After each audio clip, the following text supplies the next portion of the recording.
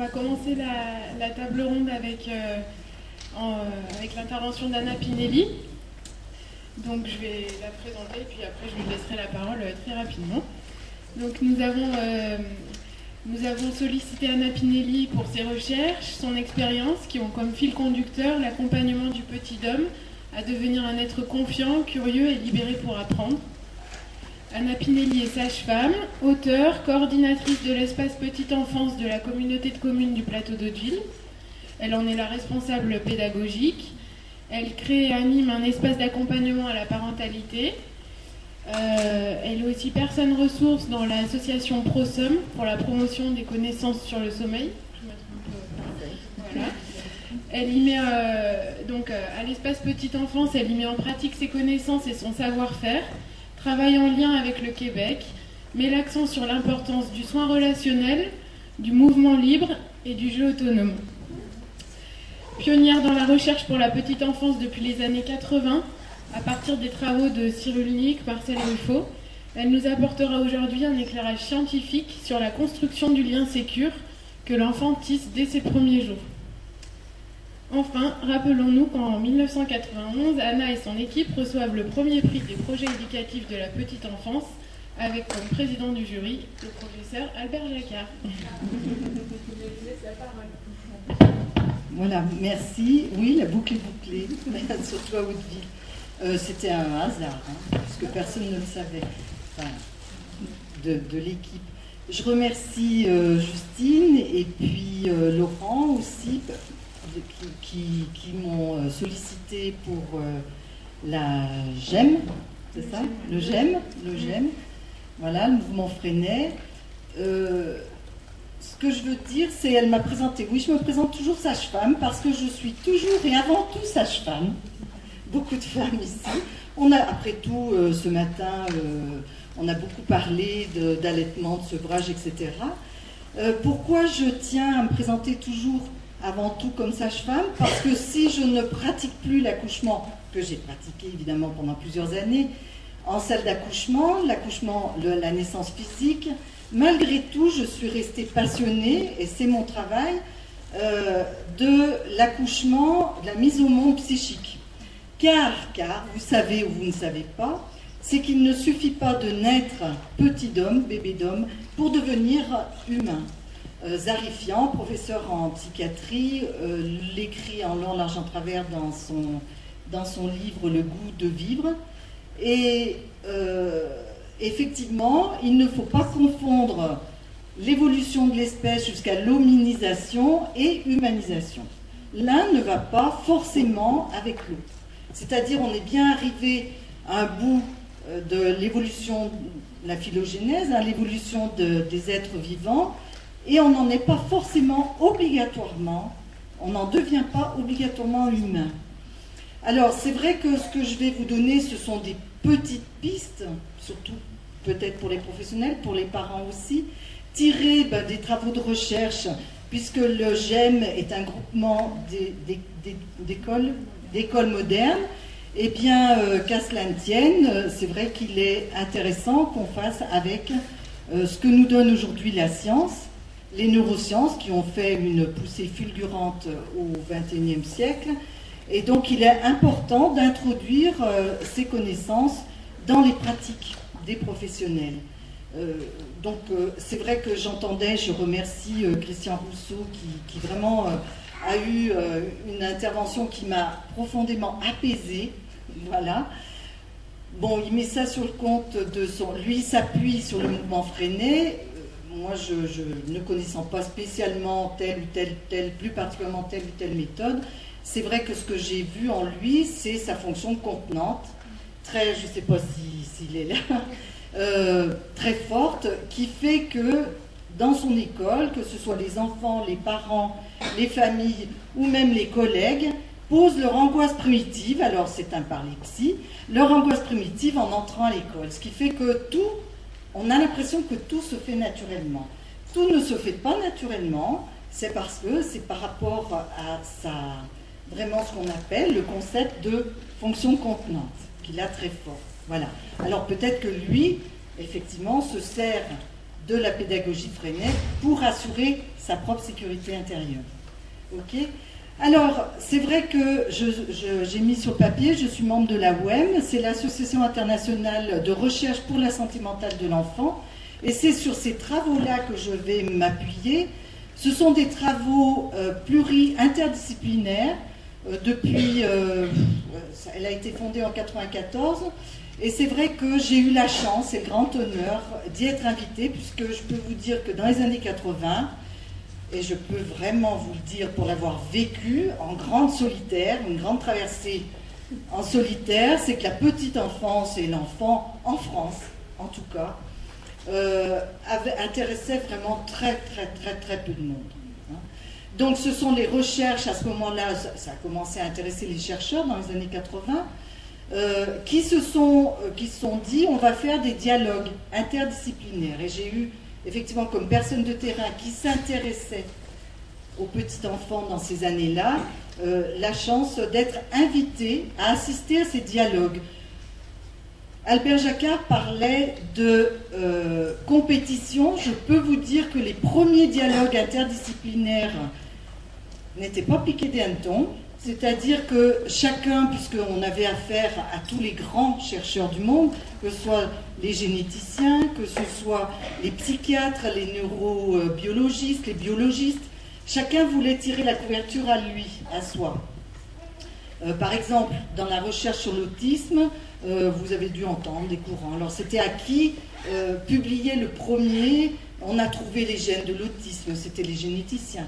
Puis, non, on a trouvé les relations fusionnelles à la mère, c'était les psychanalystes. Donc, les premiers dialogues interdisciplinaires étaient très tendus.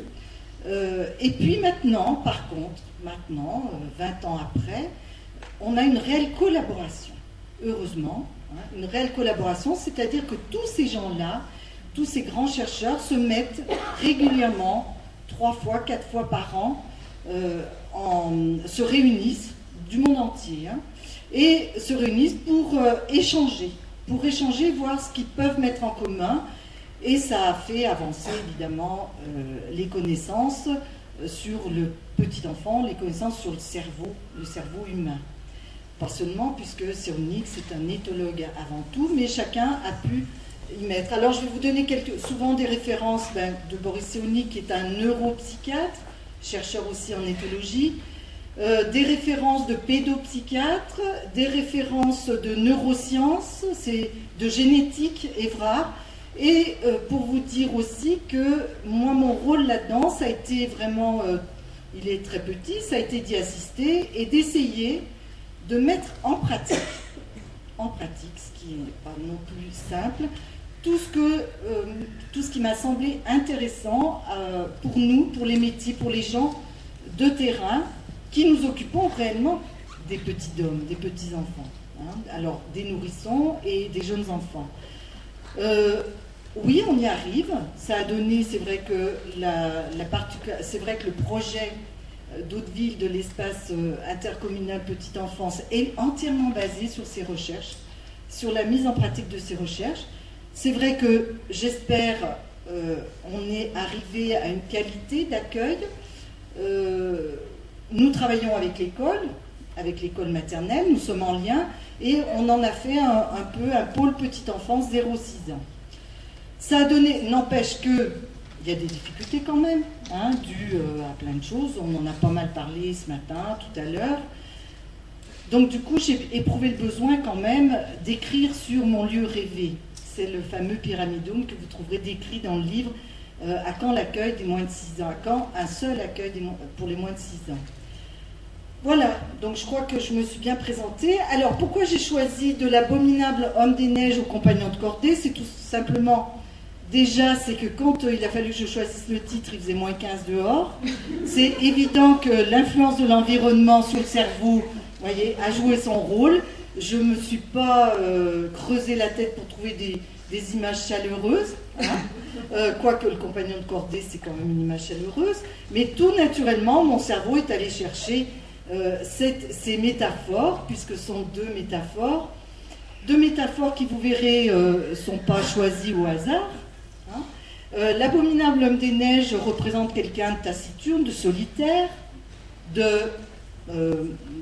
d'antipathique, d'homme des bois un petit peu. Puis vous savez, même le Yéti, si on le rencontre, il lui est arrivé de manger aussi des humains, hein, donc carrément dangereux. Et alors que le compagnon de cordée, c'est l'image, pour moi, la plus belle qui représente la socialisation dans tout ce qu'elle a de plus beau. C'est-à-dire que non seulement le compagnon de cordée, il est bien attaché, hein, il est bien sécurisé, il ne va pas au hasard, il ne prend pas de risque, il s'attache, il se sécurise, mais non seulement il se sécurise lui, mais il prend en charge tous ses compagnons et il va être responsable de la sécurité de ses compagnons. Donc, et c'est comme ça qu'ils vont gravir des sommets. Voilà pourquoi ces deux images, qui sont des images balises, eh bien, qui représentent l'évolution du petit homme d'un moment, donc de quelles ces balises, voilà, qui démarre dès la conception, puisque on est d'accord aujourd'hui pour ne plus mettre la naissance comme début de vie, hein, mais c'est bien dès la conception que tout se passe, jusqu'à la socialisation. On verra l'âge que ça représente, à quel moment ça représente, à quel âge cela correspond. Donc, les images balises de la conception à la socialisation. De la conception à 6 ans, alors c'est vrai que parce que c'est la tranche d'âge que j'ai choisie, qui m'intéressait, c'est la conception à 6 ans, donc vous voyez, j'ai pas du tout quitté mon chapeau de sage-femme, puisque je travaille toujours aussi sur les 9 mois de grossesse. Et vous savez, Dodson avait écrit « Tout se joue avant 6 ans ». Dolto avait suivi.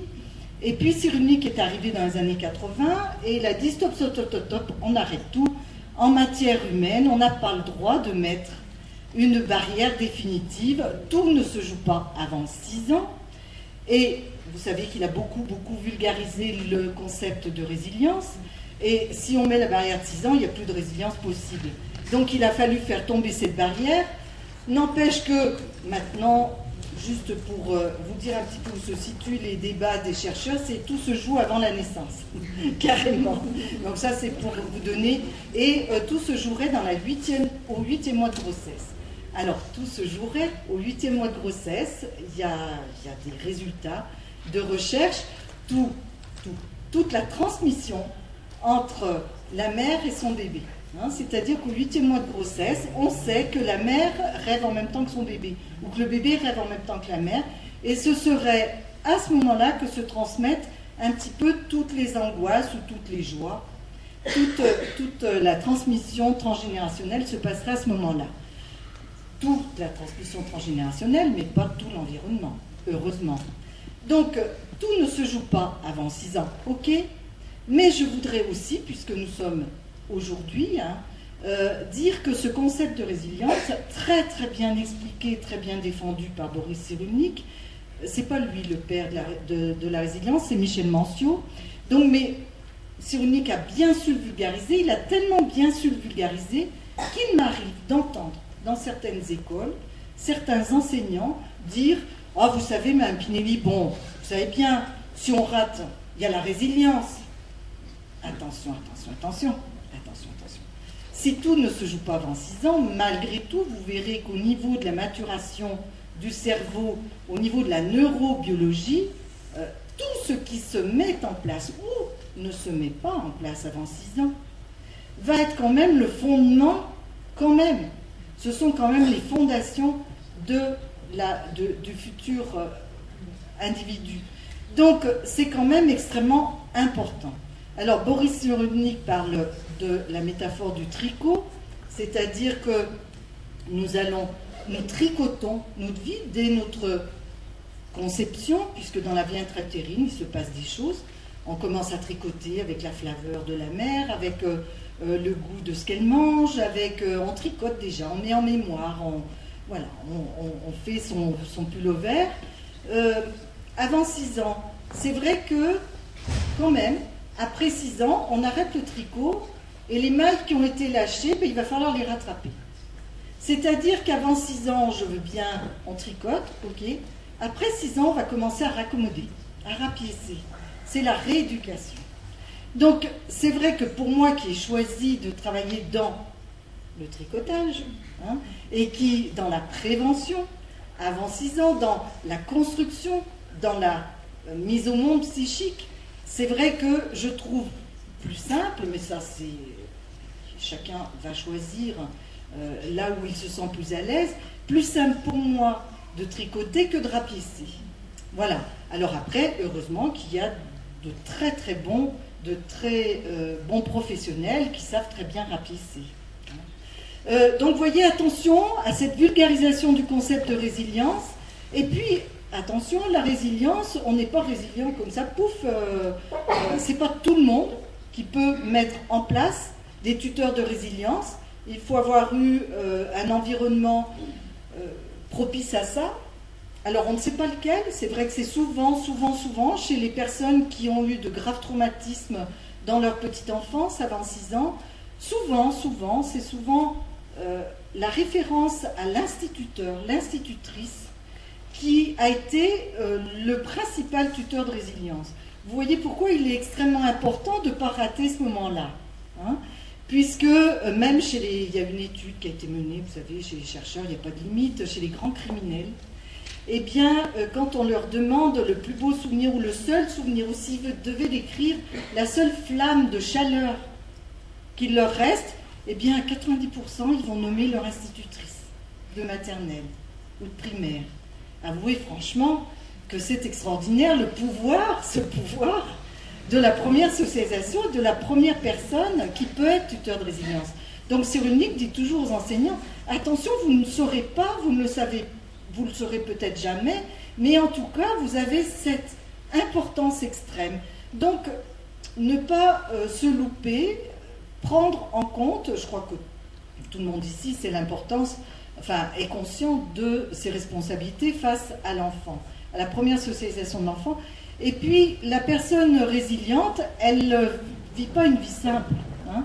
C'est-à-dire qu'elle est toujours sur le fil du rasoir, que même si elle a trouvé des tuteurs de résilience, que même si elle a continué à survivre à son traumatisme ou à son mauvais départ dans la vie, elle se sent toujours en risque de passage à l'acte. Si c'est des personnes qui ont été violentes, sont des personnes qui ont été abusées, des enfants.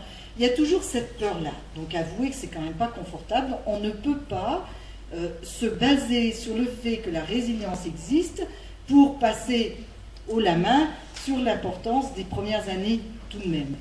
Voilà. Mais c'est vrai que Cyrulnik, s'il a voulu introduire cette notion-là, c'est pour dire, attention, en matière humaine, tout est toujours possible, tout jusqu'à la fin de la vie, c'est ce qu'on appelle aussi la plasticité du cerveau. Voilà, alors l'enfant passe par plusieurs étapes. Cette évolution se fait dans une différenciation toujours plus grande. Alors plus grande à qui? Une distanciation plus grande à la mère. Généralement, c'est la mère, mais pareil, c'est toujours Boris Cyrulnik qui a introduit la notion de figure d'attachement, puisqu'on a prouvé que la mère pouvait être remplacée par un père qui peut être une figure d'attachement ou par une personne. Alors, quelle est la définition de la figure d'attachement? C'est la personne à laquelle l'enfant va se référer, mais pour qu'il puisse se référer et s'apaiser en sa présence, il faut que cette personne soit suffisamment présente et donne des soins suffisamment constants et réguliers pour devenir figure de référence, figure d'attachement. Il en faut une. Là, nous arrivons dans la notion de figure d'attachement, de concept d'attachement. Je vous le définirai un peu plus tard, mais de la conception à approximativement, donc voilà l'évolution, 8 mois, le bébé vit dans une fusion apparente, physique et psychique complète avec son environnement humain et matériel. C'est apparent, qu'est-ce que ça veut dire? Qu'est-ce qu'on voit dans son comportement? Eh bien, c'est que l'autre n'existe pas. Alors souvent, quand il y a des frères et sœurs, c'est vrai, on dit aux grands, alors les frères et sœurs à 8 mois, oui. Non, ils n'en ont pas, mais ils ont des plus vieux qu'eux. L'autre, alors on dit fais attention, il faut aimer, etc. Mais pour le petit de moins de 8 mois, l'autre n'existe pas. Alors l'autre avec un grand A, c'est-à-dire la rencontre dont on parle, dont a parlé Albert Jacquard, n'existe pas, apparemment. Hein. Et le père, en tant que semblable, représente un merveilleux tableau de découverte ou un tapis d'éveil. C'est-à-dire que quand on le met à côté, et Hubert Montagnier en a fait l'expérience, il va y avoir des interactions, mais vous voyez les interactions là en bas. Hein, c'est vraiment, on va aller chercher le compagnon juste parce que quand on veut lui taper, quand on va s'asseoir dessus, il va pousser un cri. C'est vraiment ce qu'il y a de... oui, c'est vraiment ce qu'il y a... Ou quand on va lui mettre le doigt dans le nez ou le doigt dans l'œil, il va pousser un cri. Un tableau de découverte, c'est bien moins sympa que ça. Hein. Donc c'est un merveilleux tapis d'éveil. Alors, en apparence, puisque Freud, à cette étape-là, parlait du bébé comme pervers polymorphe. Alors, pervers polymorphe, c'est que il s'en fiche un peu, pas tant que ça, parce que Hubert Montagnier dirait que c'est déjà un comportement d'agression. Hein. Alors, on ne va pas parler d'agression avant 8 mois, on ne va pas parler de violence, c'est simplement l'autre est super intéressant parce qu'il bouge, il crie, il pleure. Hein. Et il y a réaction, action, réaction. On n'est pas encore chez l'abominable homme des neiges. Nous y voilà. Vers 6-18 mois, alors ça va correspondre à des étapes de maturation cérébrale. 6-18 mois, il reconnaît son image dans le miroir. C'est le stade dit du miroir que tous ont décrit avec des variantes, Wallon, Winnicott, Lacan, Zazo. Zazo, puisqu'il y a beaucoup d'enseignants, j'ai cru comprendre, c'est quand même le premier psychologue scolaire. Hein. Et Zazo disait, il est indispensable de savoir ce qu'est un bébé, ce qu'est un enfant, pour comprendre le comportement d'un enfant d'âge scolaire. Et moi je rajoute, il est indispensable de savoir comment fonctionne un bébé et un jeune enfant, donc comment fonctionne le cerveau, pour comprendre le comportement humain. Parce qu'après, ça va être que de la répétition, après, en fonction de la construction. Et donc, l'enfant découvre qu'il est un individu à part entière dans le miroir. Hein, et dans le miroir, et face à sa mère ou face à sa figure d'attachement, il distingue les éléments les uns des autres, il prend conscience de la réalité du monde à part lui, il a conscience que l'autre n'est pas lui. Sauf qu'au moment où il va en avoir conscience, l'autre qui n'est pas lui, va le mettre, n'est pas, on a tendance à dire, va voir ton copain, on parle, va voir ton ami, sauf que l'autre qui n'est pas lui, va avoir tendance à envahir son territoire, puisque ce jeune enfant de 6-18 mois, il lui manque encore plein de choses dans sa construction. Donc, il est totalement immature encore. Ce qui fait que quand il y a la prise de conscience qu'il n'est pas seul et que l'autre n'est pas lui, vous pensez bien que la première attitude, ça va être l'autre dehors. Hein. Donc, l'attitude, l'autre, je le rejette, puisqu'il empiète sur mon territoire, puisqu'il me met en danger. Il vient me prendre ma mère, il vient me prendre mes jouets, il vient respirer l'air que je respire, c'est un ennemi. Et c'est là où on voit apparaître effectivement les comportements les plus agressifs, c'est là où on voit apparaître les bagarres, l'enfant qui pousse, qui bat, l'enfant qui mord, mais ce sont des pulsions qui sont d'abord mises en place pour assurer la survie de l'individu, au départ. Hein. Nous n'en sommes pas encore à la socialisation. Au départ, l'autre est un ennemi. Je voudrais juste vous dire que cette évolution-là, je vous en parle 6-18 mois, mais vous savez bien qu'il y a des adultes, des personnes de 30 ans qui poussent l'autre dehors. Hein.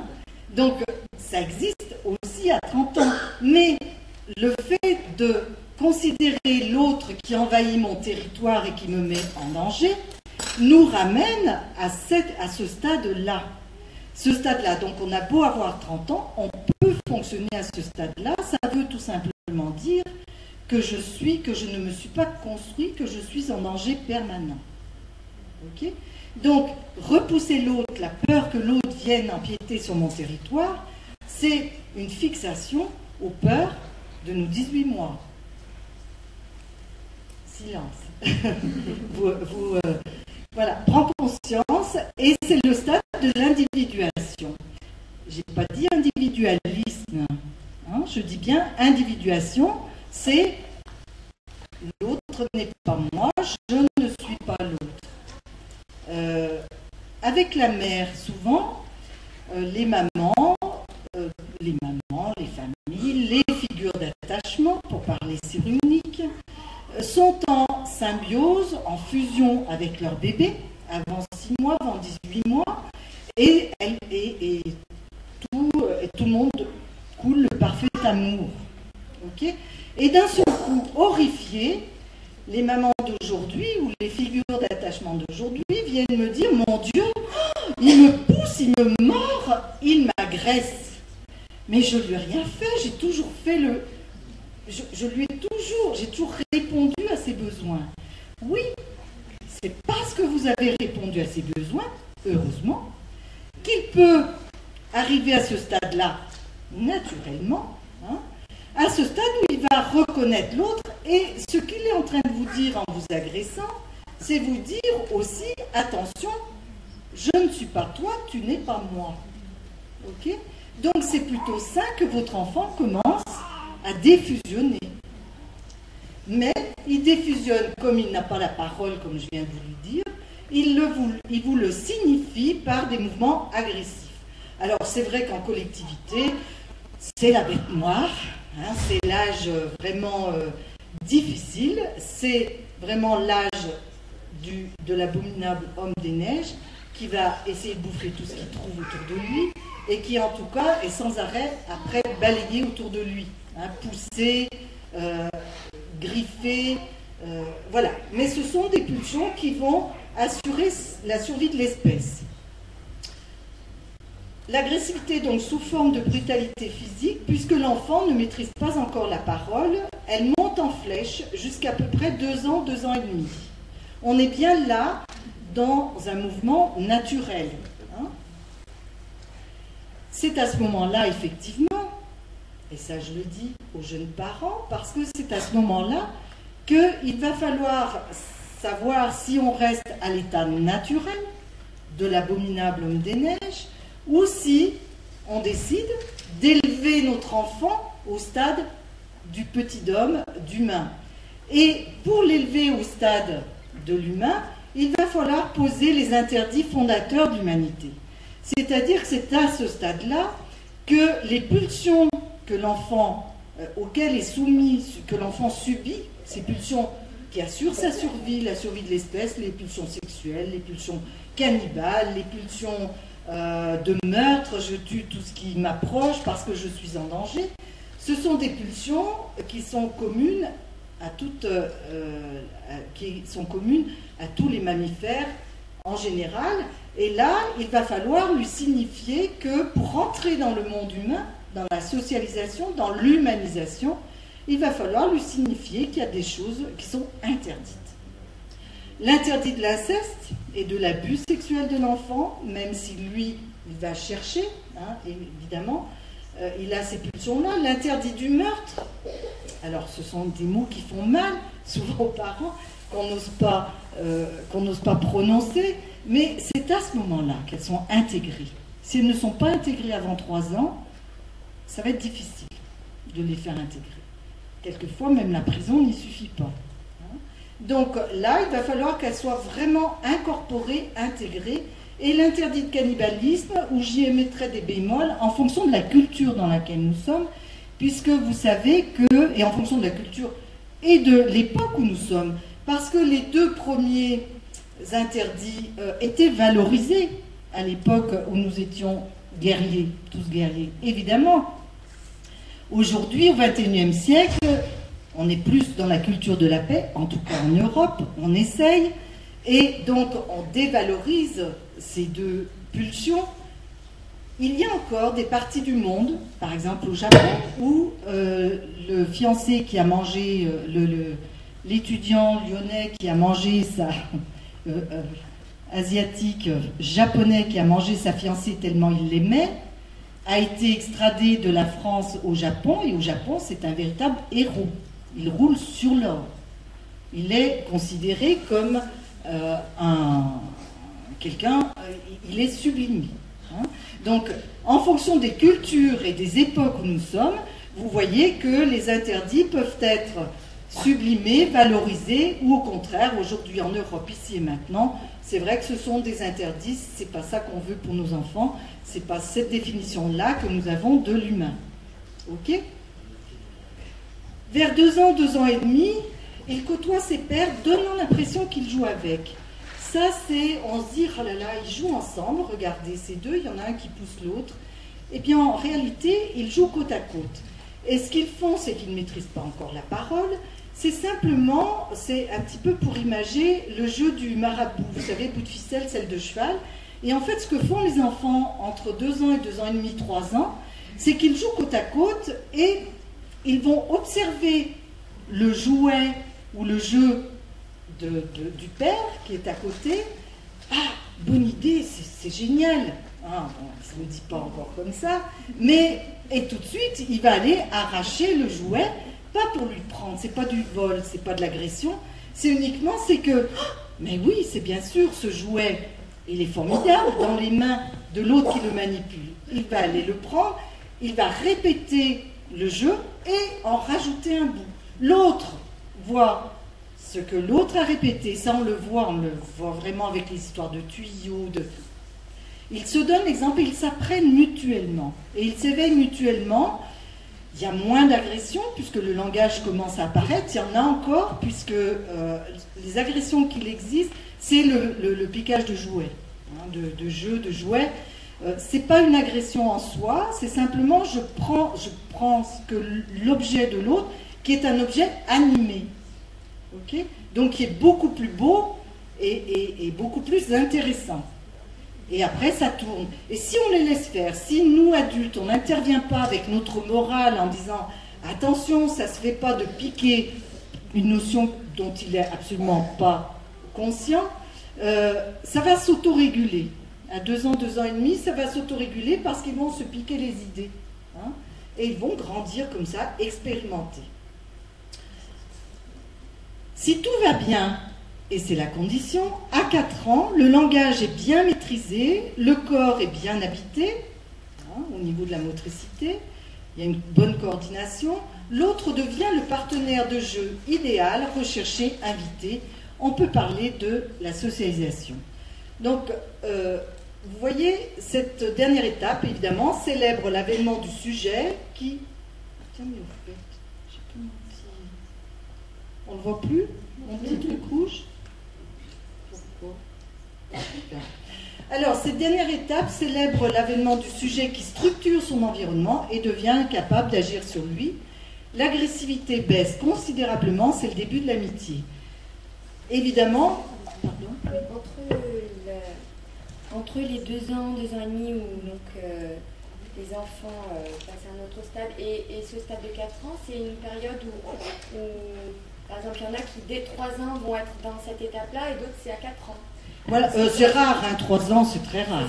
C'est très rare. La première année de scolarisation, voilà. Et là, on peut voir les grosses différences. Oui. Alors, j'ai mis des grosses marges, hein, vous avez vu, c'est fait exprès.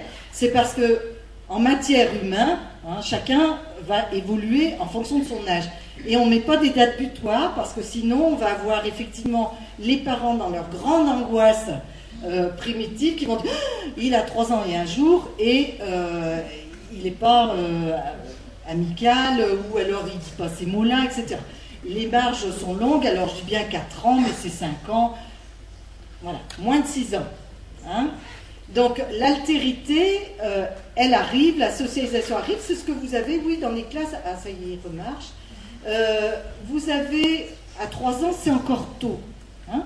À 3 ans, ils sont beaucoup, alors bien moins dans l'agression, évidemment, dans l'agressivité, mais ils sont encore dans le jeu qu'ils vont aller chercher, arracher chez l'autre. Hein. Par exemple, parce qu'il est intéressant, parce qu'il se donne, il se pique l'idée. Voilà. Donc c'est vrai qu'il ne faut pas forcément intervenir, il faut savoir rester en retrait, ils vont régler ça entre eux. C'est pas forcément très puissant comme agression. Vous pouvez y mettre des mots, par contre. Hein. Mettre des mots, c'est-à-dire, oui, Je comprends ce jeu-là, comme ton voisin est en train de l'utiliser, il est super intéressant. Ok? Je comprends que tu as envie de l'avoir. Donc, ben, tiens, tu peux peut-être lui passer, puis montre-nous toi ce que tu vas en faire. Voilà, c'est ça les mots. Hein. C'est-à-dire que les mots, on va les utiliser à bon escient en fonction de ce qui est en train de se passer dans le cerveau de l'enfant. Pas nécessairement comme on essaie parfois de le faire, pour ma part, il faut prêter, voilà. Alors, la notion de prêt, c'est une notion qu'ils n'ont pas encore, du tout. Hein, du tout.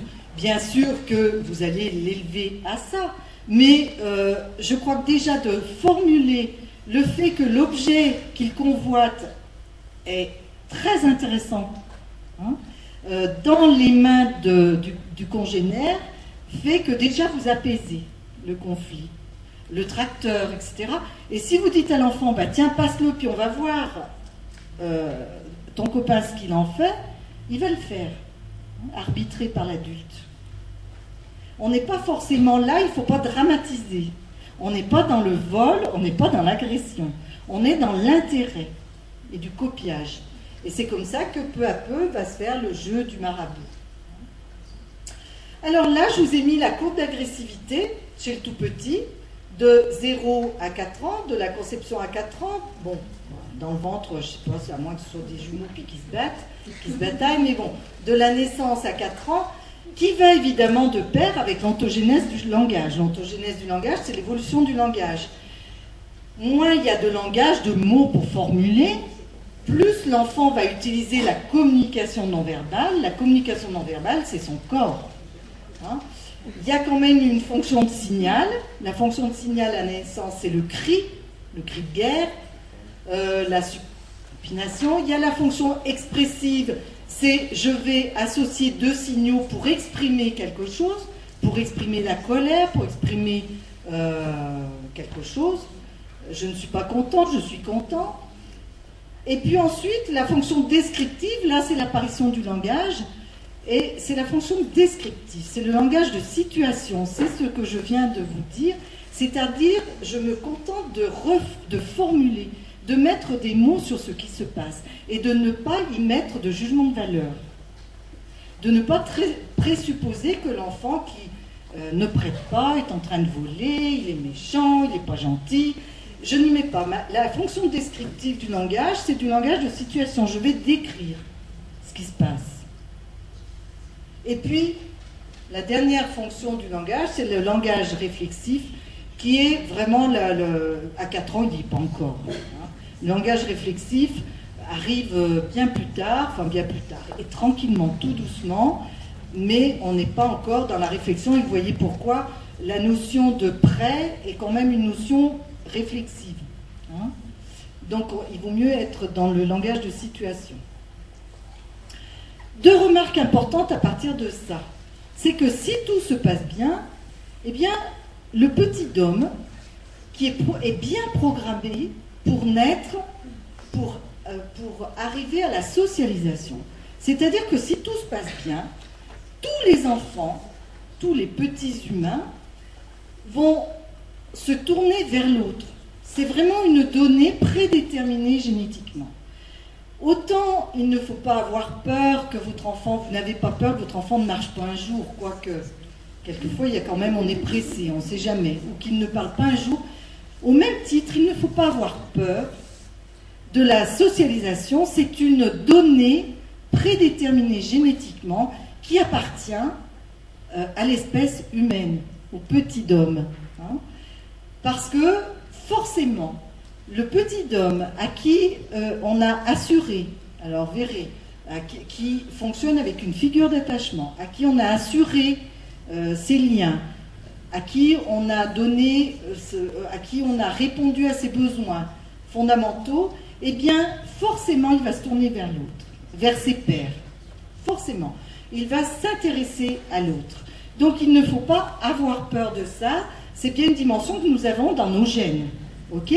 Mais c'est si tout se passe bien. Hein, c'est ce que je vous disais. C'est pas parce qu'on est né petit homme, si ça se passe mal, ça peut se gâter, et puis on peut ne pas accéder à la socialisation. Donc, le fait que nous n'arrivions pas à la socialisation, qu'il y ait des difficultés de socialisation, d'aller à la rencontre de l'autre, ne vient pas d'un programme génétique ou d'un apprentissage, mais vient bien de quelque chose, d'un environnement qui ne répond pas à certains besoins. Est-ce que vous me suivez?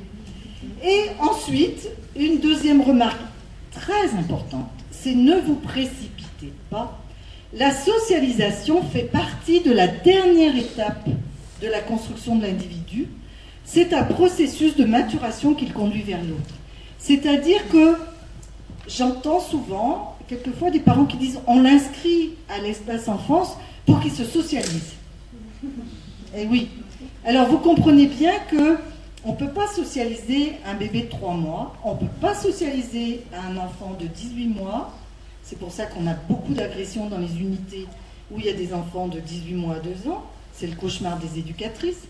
Parce que ce n'est pas une situation normale, naturelle, entre guillemets, puisqu'ils vont tous être entre ennemis. C'est pour ça que les groupes d'âge, le multi-âge est plus intéressant. Hein, et qu'il y a moins d'agressivité, puisqu'on va avoir des enfants qui ont acquis le langage, dont l'agressivité va être moins grande, avec des enfants plus agressifs, puisque en danger, qu'on empiète sur leur territoire. Voilà. Mais c'est vraiment un processus qui va arriver, oui, pas à n'importe quel prix, pas n'importe comment, mais qui arrive à la fin, la rencontre de l'autre. Ok?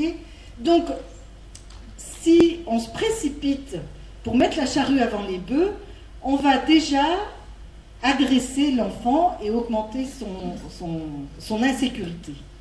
Voilà. C'est vrai que le jeune enfant en collectivité est en insécurité.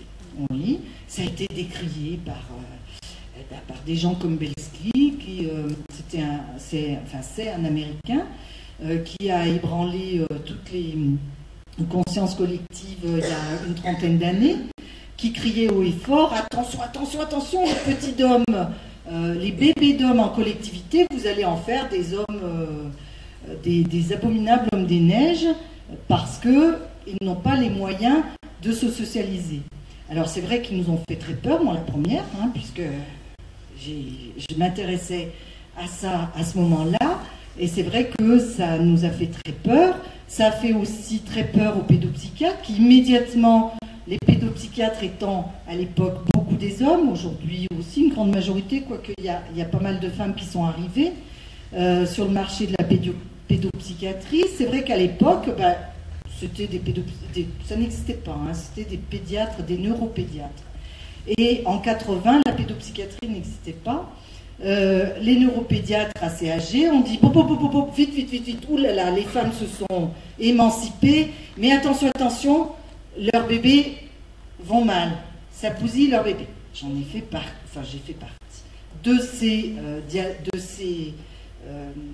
de ces présentations-là.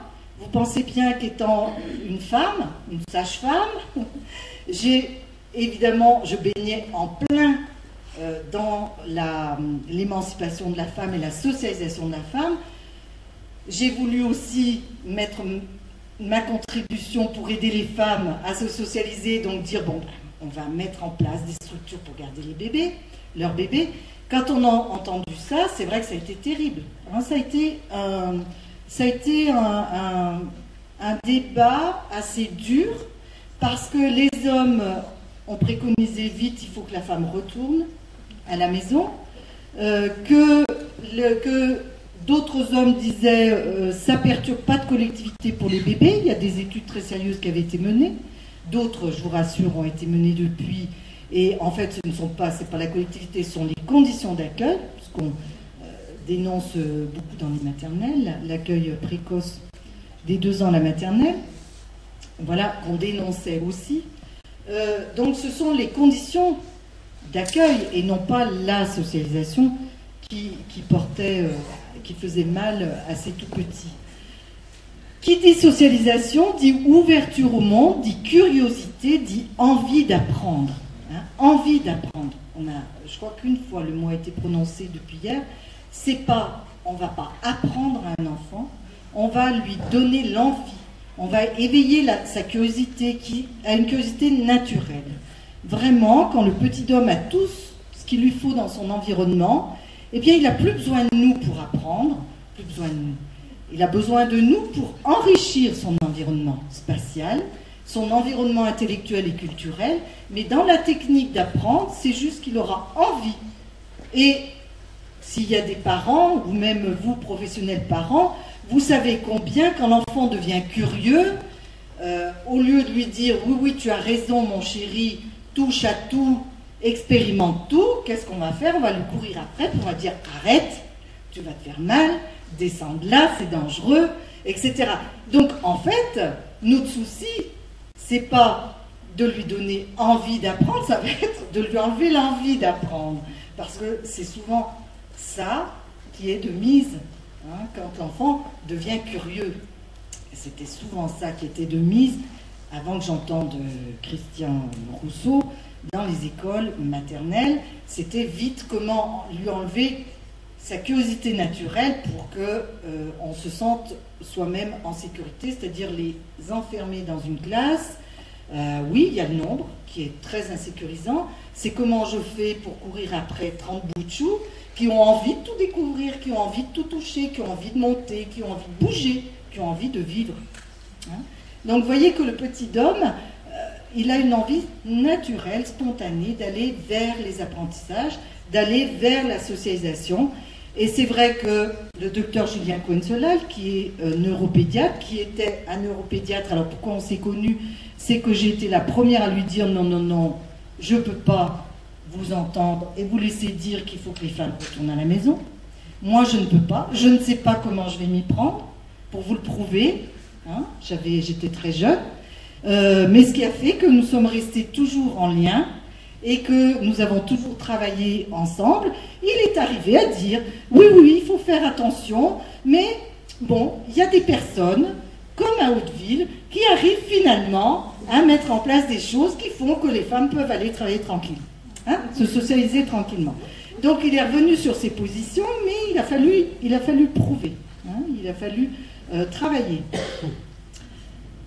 Et Cohen-Solal dit « Il n'existe pas de petit homme qui refuse d'apprendre. C'est absolument impossible, parce que c'est une dimension humaine. Donc, il n'existe que des petits bons hommes qui n'y arrivent pas, qui ont des difficultés, parce que, en amont, avant, il y a d'autres choses qui les empêchent. Hein.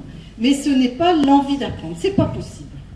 Donc, il faut aller voir... Au lieu d'aller, effectivement, j'ai bien compris la réaction du monsieur ce matin qui était choqué par de dire à l'enfant « Tu es en échec, je vais t'aider, je vais te mettre en place ». Moi, j'ai été choquée aussi par la mise en place des RAZ à l'école parce que ça voulait dire « Tu n'arrives pas à apprendre, tu refuses d'apprendre, je vais te stigmatiser, mettre en place des choses ». Or, c'est encore plus... Les mettre en échec, c'est terrible parce que les enfants veulent apprendre, veulent réussir. Donc, ce n'est pas renforcer les apprentissages ou les techniques d'apprentissage qu'il faut mettre en place, c'est aller voir ce qui l'empêche, ce qu'il y a dans son fonctionnement qui l'empêche d'apprendre. C'est 4h15, c'est pour savoir si... Parce que j'ai beaucoup de choses à vous dire. Est-ce que là, il y a des personnes qui souhaitent intervenir par rapport à ce qui a été dit jusqu'à maintenant? Je n'ai pas démarré encore les neurosciences, je me dépêche. Alors, l'importance de la socialisation, et je crois que ça n'a jamais été aussi important aujourd'hui. Vous savez, on parle toujours de la socialisation précoce pour les enfants issus de familles en difficulté. Pour les sauver, eh bien, je peux vous dire qu'aujourd'hui, au XXIe siècle, depuis que tout le monde s'est mis à s'intéresser aux petits hommes, les scientifiques, les publicités, les économistes, les familles, c'est devenu une denrée très rare. Hein. Le petit homme, c'est quelqu'un de précieux. Tout le monde s'y est mis. Eh bien, il est nécessaire et urgent de lui faire l'expérience de la socialisation pour qu'il rencontre un autre regard que le regard de son histoire familiale. Parce que je peux vous dire qu'aujourd'hui, il n'y a pas que les enfants issus de milieux économiquement difficiles qui vivent des difficultés. Il y a tous les enfants sur qui pèse un poids un poids énorme de réussite obligatoire, de performance, d'être le plus beau, d'être le meilleur, d'être le champion des Jeux Olympiques, au niveau du sport, puisqu'au Hauteville, on est très tendance sportive, et quand j'ouvre le journal, il y a toujours des enfants de l'école qui sont effectivement dans la performance, etc. C'est très bien, mais au détriment de quoi? Il y a une pression qui est forte et qui se porte sur tous les enfants, de toutes les histoires. Hein. Donc, il n'a jamais été autant important de lui faire l'expérience de la rencontre de l'autre, du regard de l'autre, alors d'autres adultes, d'autres enfants, de ses pairs. Mais effectivement, ça n'a jamais été aussi difficile et délicat pour les professionnels. Donc s'il y a des enseignants, s'il y a des professionnels de la petite enfance, ça doit faire écho parce que cet enfant, et vous avez vu, je l'ai mis dans un poste, cet enfant, il a une forme donnée, il appartient à une histoire, il a été conçu dans une histoire très précise, pas n'importe comment, même si Albert Jacquard dirait c'est le fruit du hasard. N'empêche que c'est de moins en moins le fruit du hasard, puisque il risque pas de naître au milieu d'une fratrie de 10 ou 15. Hein, l'idée à tout casser avec deux frères et sœurs. Eh bien, cet enfant-là porte en lui le contrat transgénérationnel. C'est tout ce que la famille, l'histoire familiale va déposer sur lui. Quand vous recevez, vous accueillez cet enfant-là, vous accueillez cet enfant qui est sacrément dont les tours et contours sont bétonnés de l'histoire familiale. Et c'est d'autant plus difficile d'aller proposer un autre regard. C'est-à-dire que le regard de l'autre, le regard professionnel, passe de moins en moins. Parce que le filtre et le bétonnage est de plus en plus costaud. Je m'explique. Et ça vient de l'intérêt considérable porté à l'enfant. Hein. C'est pas mal, c'est simplement les conséquences qui font que les professionnels ont de plus en plus de mal à porter ce regard, ou alors se laissent envahir par l'histoire familiale de l'enfant aussi, puisque nous sommes tous sensibles aujourd'hui du respect de l'enfant, de sa famille, de son histoire. On va tous être attentifs, mais ça va être d'autant plus difficile de lui proposer un autre regard. Est-ce que vous saisissez les difficultés paradoxales qui découlent de l'intérêt qu'on porte au petit homme aujourd'hui? Alors un rappel de neurobiologie, c'est que le cerveau ne se développe pas n'importe comment, ne se développe pas dans n'importe quel sens. Vous avez vu les flèches, elles vont du bas jusqu'en haut. Vous savez que schématiquement, on dit classiquement qu'il y a 3 cerveaux, c'est pas 3 cervelles, hein, c'est 3 niveaux de maturation, dont le premier niveau de maturation, vous avez le fameux 0,8 mois, pas 0,8 mois, conception 8 mois, donc toute la vie intra-utérine, c'est le cerveau sensoriel, c'est le cerveau reptilien, où sont déposées les pulsions, le langage en signal. Ensuite, vous avez le cortex, c'est la coordination, c'est la maturation fait que nous sommes dans un langage expressif.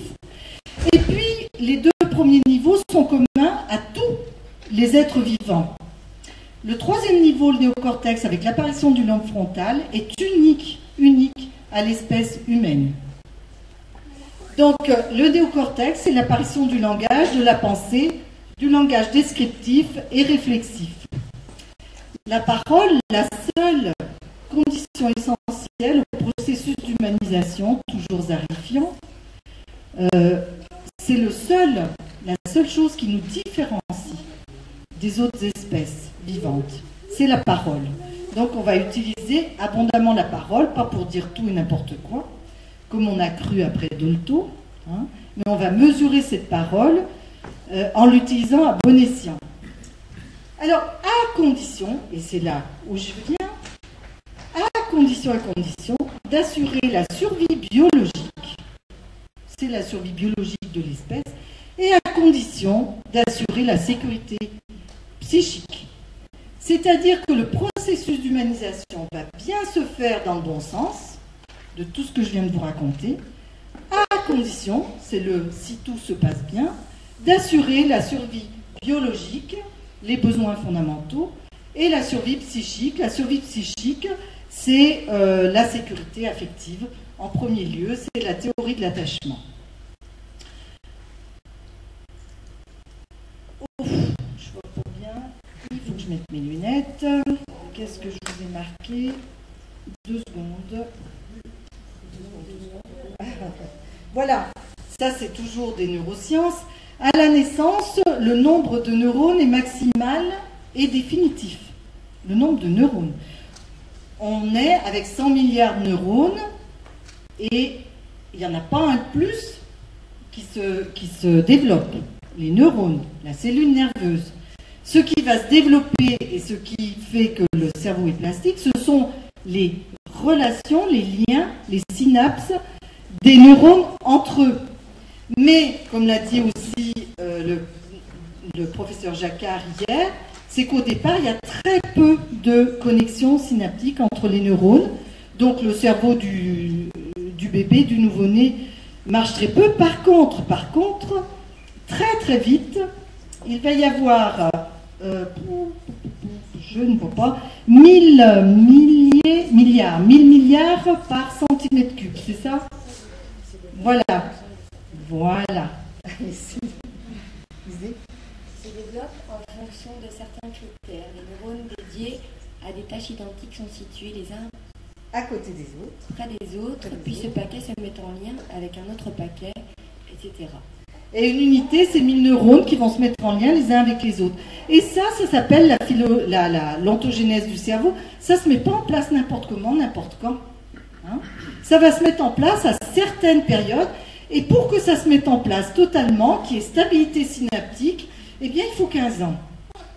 C'est-à-dire que de la conception à 15 ans, toutes les liaisons entre les neurones vont peu à peu se faire pour atteindre une stabilité vers 15 ans. Donc, vous voyez qu'il y a de la marge et qu'il faut commencer à freiner. Pas freiner, oui, quand même, de manière importante, sur la surstimulation du jeune enfant. On va lui proposer effectivement un environnement riche, mais lui, on va lui proposer, et lui va en disposer en fonction de sa maturation, de la maturation du stade auquel il en est. Et que, parce qu'il va lui falloir 15 ans pour arriver à ce summum, à cette stabilisation.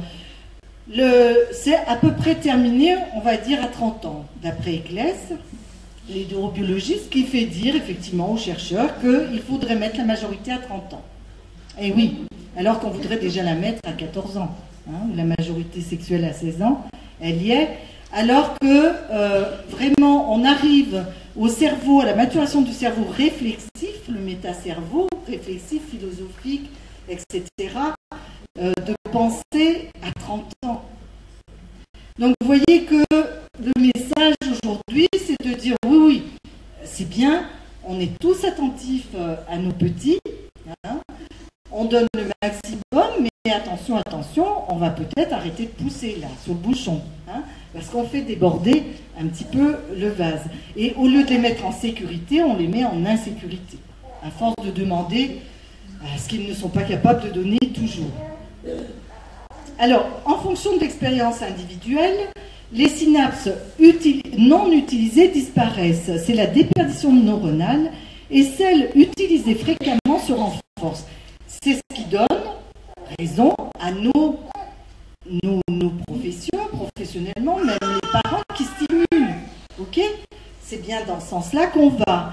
Les synapses qui sont sollicitées vont résister. Les synapses, les neurones non sollicités vont mourir. Déperdition neuronale, définitivement. Donc vous me dites, alors qu'est-ce que vous racontez? Il faut bien stimuler. Oui, il faut stimuler. Mais à un moment donné, ça disjoncte. Hein? C'est-à-dire, on ne stimule pas n'importe comment, il faut que ça ait un sens. C'est-à-dire que l'éveil sensoriel, l'éveil moteur, l'éveil intellectuel et culturel doit avoir du sens pour l'enfant. Et on appelle, alors je vais encore vous donner, et ce sens, ça va être à condition donc d'une sécurité psychique, affective, de porter l'enfant par une parole, pas le langage, utilisé n'importe comment, mais par une parole qui donne sens aux mots, qui le reconnaît sujet et assure ainsi sa survie psychique, de respecter les fondamentaux qui assurent la survie de l'espèce et de le protéger d'un trop grand stress que vivent aujourd'hui nos enfants, qui génère la sécrétion massive de cortisol, on le sait maintenant, et d'autres substances toxiques pour le cerveau, pouvant entraîner dans des cas extrêmes une destruction définitive de certaines zones cérébrales. Ça a été découvert il n'y a pas très longtemps, en 2004, par Hari Chougani, et puis Boris Cyrulnik travaille dessus. Alors eux Cyrulnik travaille actuellement sur les enfants dans les pays où il y a des guerres violentes, et il essaye de voir ce qu'il y a comme destruction massive due au stress au niveau des neurones.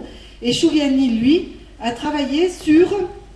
Voilà, il a exploré en 2004, par résonance fonctionnelle, à émission de positons, pour ceux à qui ça dit quelque chose, le cerveau de nourrissons roumains. Les nourrissons roumains, c'est à Détroit, il a fait ça. C'est à Détroit, il y a une communauté, bon, c'est une banlieue très riche économiquement, où les familles qui ont envie d'adopter, il y a un lien avec la Roumanie, ils vont adopter des bébés roumains. Et ces personnes, quand elles adoptent et font venir le bébé roumain, bien entendu, elles mettent le paquet pour donner et rattraper tout ce que ces enfants carencés n'ont pas eu. Et il se trouve que, bon, ils réussissent, mais à 4 ans, lors des premiers apprentissages, il y a un blocage, il y a une stagnation, c'est-à-dire qu'il y a impossibilité de migration de certains neurones, du ventricule aux lobes, aux hémisphères supérieurs. Et là, donc, il a, effectivement, avec cet appareil, il a voulu aller explorer le cerveau, et il a découvert une zone cérébrale détruite, qui est la zone de l'affect, qui est une zone préfrontale, antérieure, qui est au-dessous des globes oculaires, où effectivement le métabolisme du glucose dysfonctionne dans toutes les zones du cerveau où se situe l'affect. C'est donc si dans le cerveau il y a bien des neurones qui sont dédiés, maintenant on le sait par l'imagerie cérébrale, qu'il y a des neurones qui sont dédiés à l'affect, d'autres aux apprentissages, d'autres à la motricité, des paquets, s'ils ne sont pas stimulés ou s'ils sont trop agressés, eh bien, il va y avoir une destruction massive.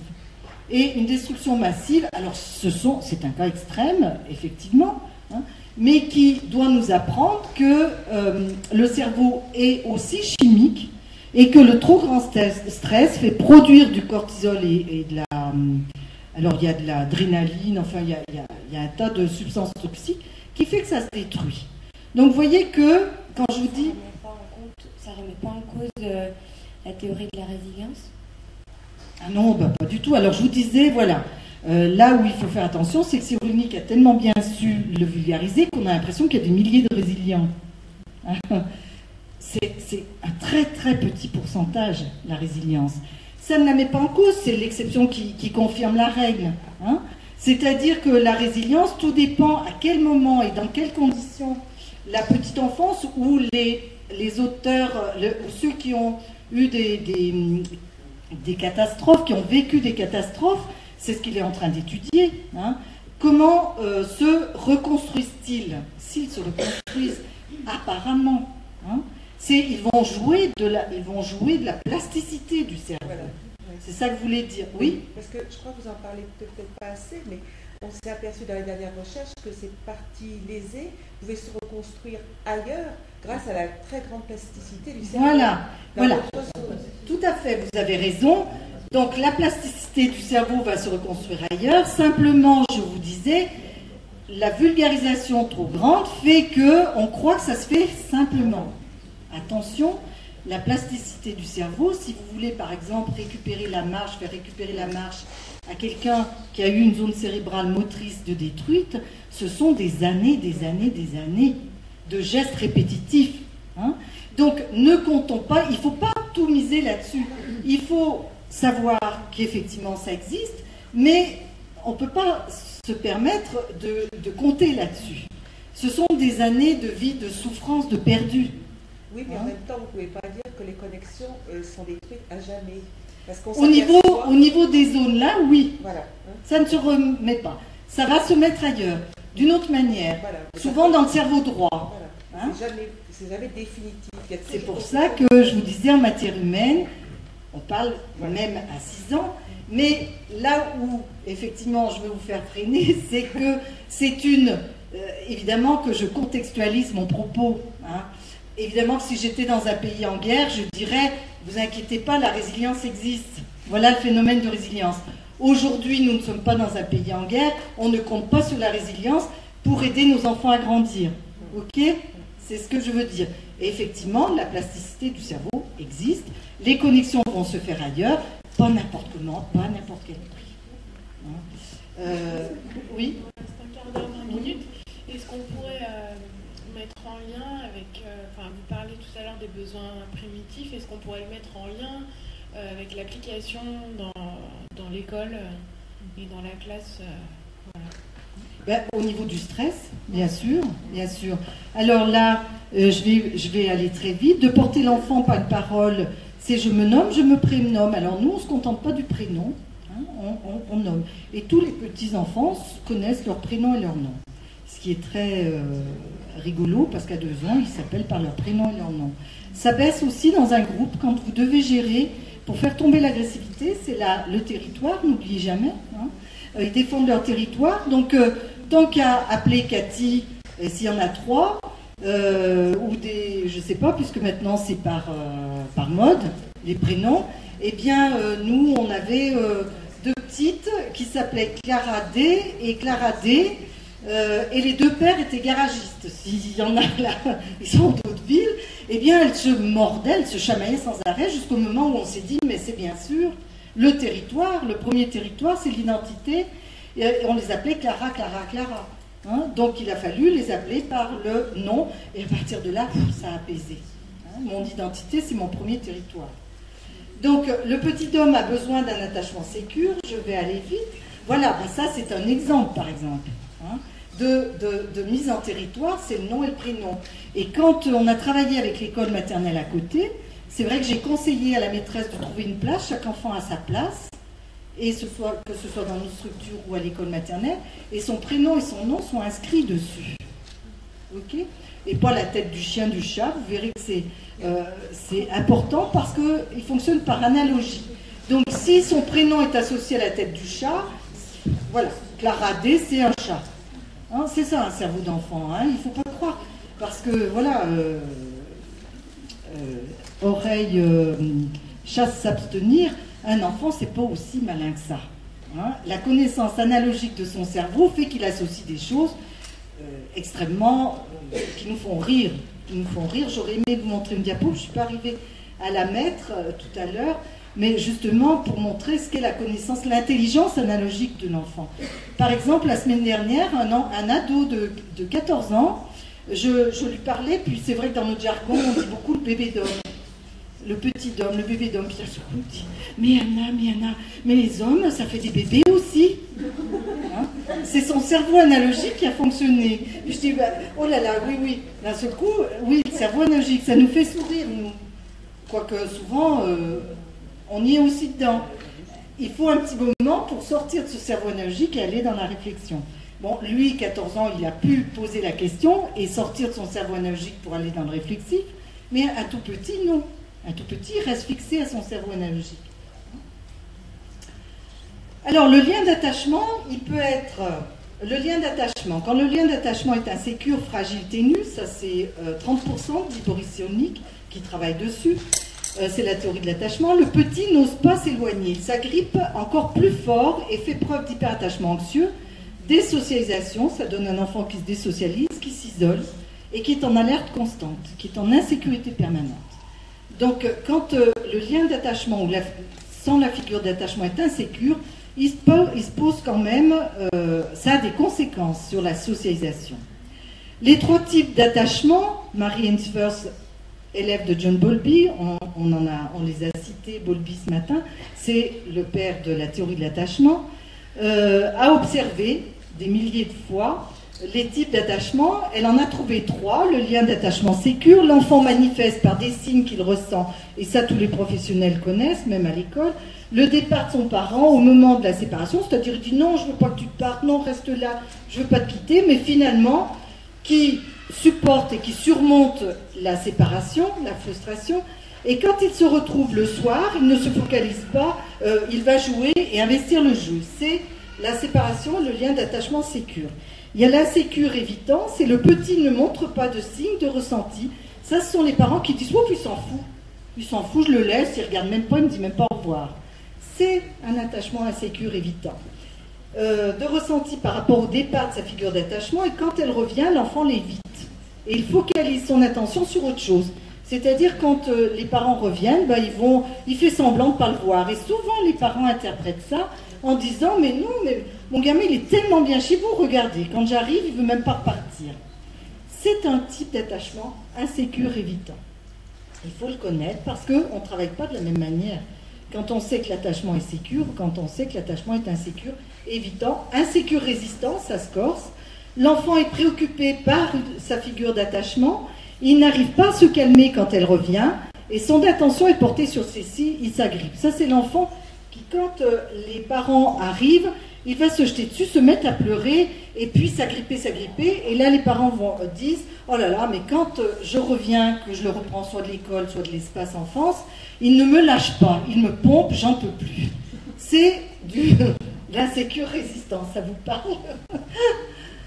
Et puis alors, il y a celui qu'on retrouve de plus en plus aujourd'hui, qui n'était pas décrit par Ainsworth, parce qu'il n'existait peut-être pas, qui a été décrit par Solomon en 86, qui a rajouté le désorganisé, désorienté, qu'on retrouve, que d'aucuns appellent les troubles du comportement, mais c'est souvent un lien désorganisé, désorienté, qui va ajouter un 4e type d'attachement, c'est l'attachement qui se retrouve quand les figures d'attachement sont elles-mêmes angoissées. On en parlait ce matin. Le parent ce matin disait « Mais comment voulez-vous qu'on laisse nos enfants si nous-mêmes on est angoissés ?» Non seulement l'enfant va avoir des difficultés à se détacher, mais toute la journée, il va être désorganisé, désorienté. Donc vous voyez comme quoi il est extrêmement important d'accueillir les parents, le parent, de sécuriser les parents pour qu'ils puissent donner le message à l'enfant d'une sécurité. Vas-y, tu peux y aller. Ok ? L'expérience, je parle de figure d'attachement, c'est pas valable que pour les parents. La figure d'attachement, c'est pas que les parents. L'enfance, le petit homme, sans figure d'attachement, il ne peut pas survivre. Je vous rappelle, si vous le savez, sinon je vous l'apprends, c'est que le jeune enfant vit le temps et l'espace ici et maintenant. Hier n'existe plus, demain n'existe pas encore. Le ici et maintenant fait que quand ses parents l'ont quitté, même s'il avait un attachement sécure, il va dire au revoir, à ce soir, ok ? Ça le sécurise ici et maintenant. Mais dans la journée, sa figure d'attachement, c'est le professionnel. S'il n'en a pas, ça va complètement le désorienter, désorganiser. Donc, le ou les professionnels, et c'est vrai que le papa disait ce matin, est-ce que le changement de figure d'attachement, ou plusieurs figures qui ne sont plus d'attachement du coup, ça n'a pas un impact? Si, bien sûr. Ça insécurise terriblement le jeune enfant. Hein? Alors, plus il y en a, plus il va être désorganisé, désorienté. Et là, c'est l'expérience par un professionnel pour vous montrer que même chez nous, dans les milieux professionnels, la figure d'attachement a son importance pour autoriser l'enfant à s'ouvrir au monde, à se socialiser, à apprendre. Et je m'explique, l'expérience Kramer, on en parlait ce matin, non, on parlait de Titran ce matin, mais Kramer fait partie aussi du dialogue interdisciplinaire, Titran aussi. C'est une plaque de verre, et sur cette plaque de verre, il a mis des damiers devant l'enfant et un précipice dessous. Un précipice, c'est un grand carton, et par exemple, dans la salle des fêtes, on met la plaque de verre et on met 1 mètre de précipice. Et il met la figure d'attachement face à l'enfant, qui est là. Par contre, la figure d'attachement a interdiction de parler à l'enfant. Ok. Et lui, l'expérimentateur, alors il l'a fait dans toutes les parties du monde, cette expérience. Il est là avec le doudou et puis il incite, il appelle l'enfant. Et puis il dit, bah traverse. Alors l'enfant, c'est vrai qu'il se met sur le damier, il n'y a pas de notion de vertige, de peur. Donc il se met à partir à quatre pattes. Au moment du précipice, donc au moment de la peur, il s'arrête. La peur est inscrite en nous, chez l'humain. Il s'arrête, il a peur.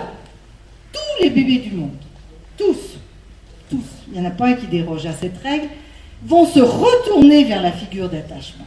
Tous, pour savoir ce qu'ils doivent faire. Et là, comme la figure d'attachement n'a rien le droit de dire, eh bien, il va y en avoir qui vont poursuivre leur chemin, 60%, hein, j'ai dit non, 30% de sécure, 30% vont poursuivre le chemin en souriant, et peu importe le précipice, peu importe le vertige, ils vont aller rejoindre l'expérimentateur, Kramer. Par contre, il faut que je me dépêche, ouais. Moi, ben non, je n'y arriverai jamais. Donc, l'expérimentateur, là, les autres pourcents, eh bien, vont soit se mettre à pleurer et s'arrêter net, soit s'agripper, voilà. Donc, ils ont reçu un message. Ils l'ont reçu, ce message non verbal. Hein. Et c'est quand même la figure d'attachement qui va autoriser ou non l'enfant. Quand je parle des professionnels, c'est que, par exemple, je vais vous dire, dans notre espace, il y a des grands éléments de motricité. Et c'est vrai que souvent, les parents... Rien que ce matin, il y avait des parents qui n'avaient jamais vu leur enfant grimper à des escaliers ou en descendre. Le cœur se met à battre très fort. Donc, les parents, ils vont aller... attention, attention, je te tiens. Les professionnels, nous qui avons travaillé depuis beaucoup d'années sur l'observation, on sait qu'aucun enfant ne se met en danger. Donc, il va aller monter et puis redescendre. Et puis, il y a une nouvelle qui arrive. Une nouvelle, je dis une, c'est souvent dans la petite enfance des femmes, une nouvelle professionnelle qui arrive, je me tourne vers des professionnels qui ont vécu ça, et qui pourraient témoigner d'ailleurs, et qui voient cet escalier, cette échelle, etc., et qui voient les enfants s'approcher. Et elles ont interdiction, évidemment, d'empêcher l'enfant de monter, de faire ces expériences. Sauf que les enfants ne montent plus. Et quand on fait la synthèse, et que je dis, bon, tous les mois, où en sont cet enfant, sa motricité? Est-ce qu'il monte sur l'aimant? Non, non. L'autre, est-ce qu'il monte sur l'aimant? Ah non, non, non, pas encore. Et là, on a toute une unité qui, du coup, a arrêté, a stoppé son évolution motrice. Et là, c'est pas possible, quoi. Et là, quand on se tourne vers la professionnelle, on lui dit, toi, là, ma vieille, t'as des peurs qui t'étreignent les tripes, telles que tu transmets. Mais j'ai rien dit. Je n'ai pas interdit aux enfants de monter. Mais n'empêche qu'ils entendent ne montent pas. Donc, vous voyez l'importance du message qu'envoie la figure d'attachement. On va ouvrir ou fermer le monde à l'enfant. Introjection, projection. L'enfant, il va pouvoir être capable de projeter ce qu'il a incorporé, introjecté. Ce qu'il n'a pas introjecté, il ne peut pas le projeter. Impossible. Donc, on en arrive à la socialisation, la présentation au monde. Il va pouvoir se présenter au monde. C'est Marie-Rose Moreau, qui est neuropédiatre et psychanalyste, qui travaille en Seine-Saint-Denis sur des familles assez déstructurées, qui travaille sur la présentation au monde. Si on n'a pas passé le message de « je suis beau, je suis bon, je suis donc aimable », aimable dans tous les sens du terme, je ne vais pas pouvoir me présenter au monde. Donc, c'est quand même la figure d'attachement qui va autoriser cette présentation. Et c'est pour ça que nous ne finissons jamais une journée ou un soin, même un soin de fesses, même un soin de couche, sans avoir remis l'enfant face au miroir et lui dire « c'est bon, tu es beau, tu es propre, tu sens bon, tu es aimable, tu peux aller te présenter au monde, tu peux aller jouer, tu peux retrouver dans 5 minutes tes parents ».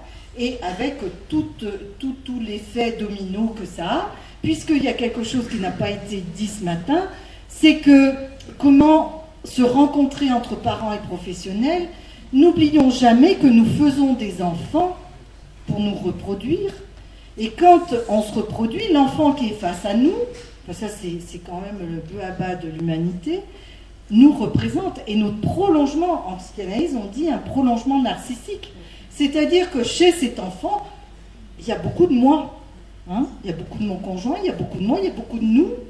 Et ce prolongement, si on les fait, c'est bien dans l'espoir que cet enfant va assurer, je vais déposer un mandat transgénérationnel sur cet enfant. Je vais déposer mon histoire et je mets tout mon espoir dans cet enfant. Sinon, franchement, pourquoi on dépenserait tant de fric à lui acheter tout ce qu'il faut? C'est que j'y mets tout mon espoir, je lui donne tout à cet enfant.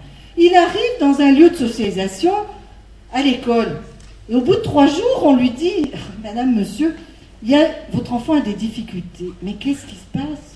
Qu'est-ce qui se passe? En disant ça face à cette famille, vous êtes en train de faire quoi? De briser, mais de briser le miroir.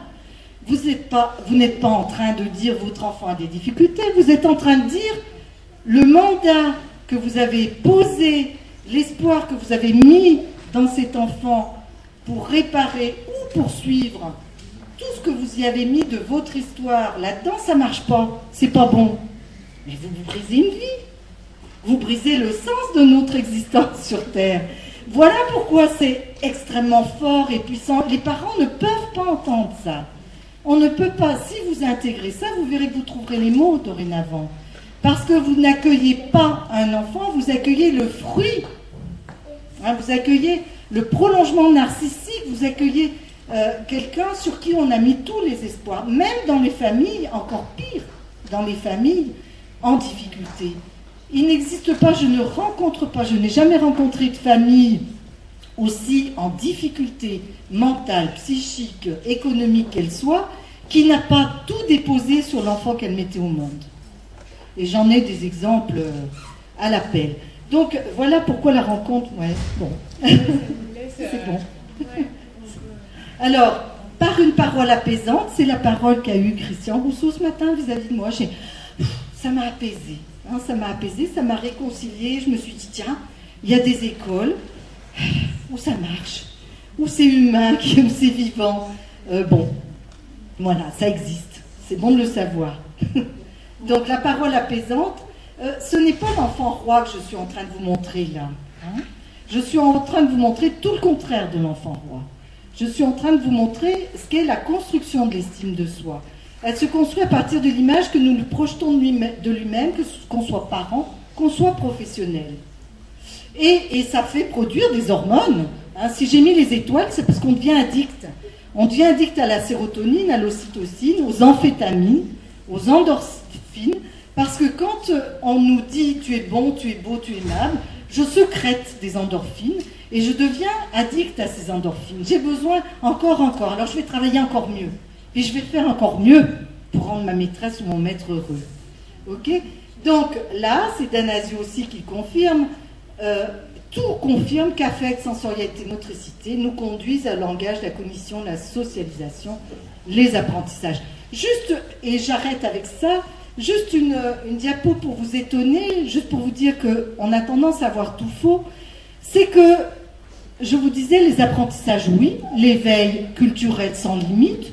Après tout, on vit au XXIe siècle, il y a plein de choses qu'on a inventées, on propose à l'enfant. Simplement, si ça n'a pas de sens, et sens, ce sont les marqueurs chimiques positifs. Eh bien, ça reste à cet état-là. Là, ce sont les 100 milliards de neurones. C'est notre cerveau à notre naissance. Si on veut que ça devienne, et que ça marque, que ça devienne une très belle œuvre d'art, notre vie, nos apprentissages, eh bien, ça va se passer par discrimination, par rélagage, par déperdition neuronale, pas n'importe comment, pas par baisse, pas par manque de stimulation, mais par triage, je vais conserver ce qui m'a rendu heureux, ce qui m'a fait plaisir. Et je vais me construire et donner une très belle sculpture. Ça ne se fait pas par